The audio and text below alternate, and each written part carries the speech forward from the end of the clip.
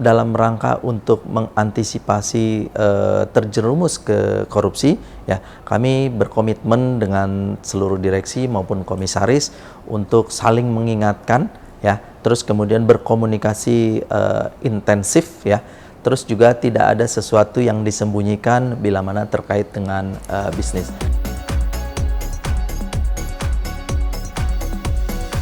Assalamualaikum warahmatullahi wabarakatuh.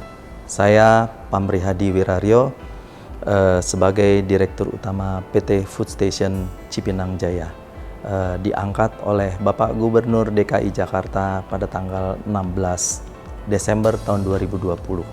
Adapun yang menjadi tugas dan tanggung jawab saya sebagai Direktur Utama PT Food Station Cipinang Jaya adalah memastikan pasokan bahan pangan terutama beras ke DKI Jakarta selalu dalam keadaan aman, dan selanjutnya juga untuk memastikan harga-harga stabil, karena bagaimanapun Food Station sebagai salah satu instrumen pengendali inflasi di DKI Jakarta.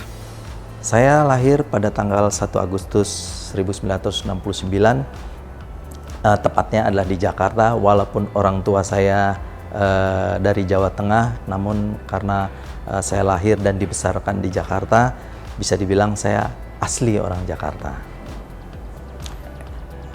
Saya menyelesaikan sekolah dasar di Cempaka Putih, baik itu SD, SMP, sampai dengan SMA.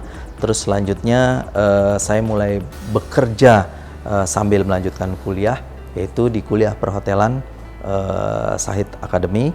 Terus kemudian ketika melanjutkan sekolah di perhotelan, saya bekerja apa saja, mulai dari pelayan restoran, cleaning service, ya, dalam rangka saya untuk bisa memastikan sekolah saya selesai.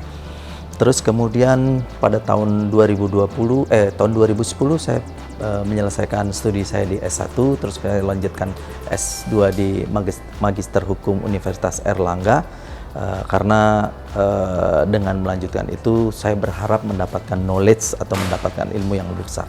Jadi sebelum saya bergabung dengan Food Station, banyak beberapa perusahaan asing yang telah saya jalani, mulai dari Pizza Hut Internasional, terus kemudian Makro, ada Carrefour, terus kemudian PZ Cussons sebagai consumer good, dan terakhir adalah Goodyear, ya. Selain berkarir sebagai profesional, saya juga punya profesi sebagai lawyer, sebagai advokat. Dan ketika bergabung dengan Food Station, saya harus mendedikasikan seluruh waktu saya untuk memastikan ketahanan pangan di DKI Jakarta.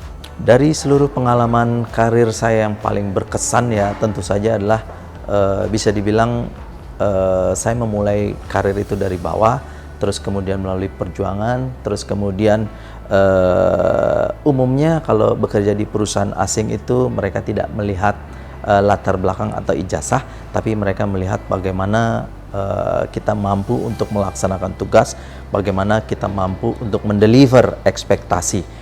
Jadi umumnya itu yang saya dapatkan di beberapa perusahaan asing tersebut.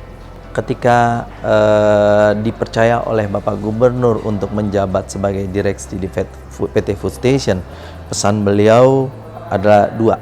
Yang pertama adalah memastikan perusahaan ini dilakukan atau dijalankan dengan good corporate governance, atau sesuai dengan ketentuan, sesuai dengan aturan.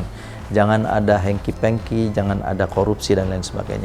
Yang kedua adalah bagaimana kita mengelola hanya tidak dengan angka-angka saja, tapi mengelola dengan hati. Karena bagaimanapun akan ada stakeholder atau mitra kerja yang ingin bekerja sama dengan Food Station. Nah, oleh sebab itu kita harus mampu mengelola stakeholder itu dengan baik. Dalam rangka untuk mengantisipasi terjerumus ke korupsi, ya, kami berkomitmen dengan seluruh direksi maupun komisaris untuk saling mengingatkan, ya, terus kemudian berkomunikasi intensif, ya, terus juga tidak ada sesuatu yang disembunyikan bila mana terkait dengan bisnis. Selanjutnya kami juga mengundang praktisi dari KPK dalam rangka untuk mendapatkan sertifikasi atau license yang namanya SMAP, Sistem Manajemen Anti Penyuapan. Ya, saya beruntung dilahirkan dari keluarga yang baik atau keluarga yang sederhana, di mana orang tua saya pegawai negeri, sehingga beliau tidak mampu untuk membiayai seluruh anaknya untuk mencapai jenjang yang lebih tinggi, karena anaknya ada 6 pegawai negeri dengan anak 6, sehingga dengan keterbatasan biaya dari orang tua saya, anak-anaknya diminta untuk bisa mulai mandiri dari selepas sekolah menengah atas. Nah, yang kami lakukan atau yang saya lakukan adalah mulai bekerja dulu ya, serabutan, orang bilang namanya serabutan, baik itu kerja di diskotik sebagai waiter, terus kemudian kerja di diskotik sebagai tukang cuci gelas, maupun kerja di restoran dan di catering untuk menjadi waiter. Nah, di situ membangun satu kepercayaan diri saya, juga membangun satu spirit untuk tetap survive ya. Mungkin itu yang membuat saya bisa tetap beradaptasi dimanapun tempat saya ditugaskan. Ya, memang pada awalnya ketika masih muda, bagaimana bisa menghidupi diri sendiri dulu, terus kemudian yang penting perut kenyang ya. Tapi seiring berjalannya waktu, melihat orang-orang dengan effort yang tinggi, tidak hanya sekedar pendidikan saja ya, saya melihat bahwasannya dengan etos kerja, terus kemudian dengan semangat yang tinggi, orang itu bisa sukses. Nah, saya mencontoh profil-profil seperti itu.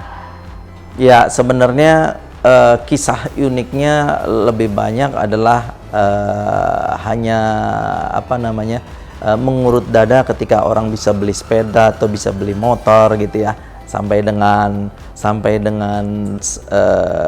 level manajer saya masih belum bisa membeli apa-apa gitu. Tapi ketika sudah menginjak posisi yang baik, saya masih mampu untuk bisa membeli motor sendiri, terus kemudian beli mobil. Jangan lupa subscribe ya.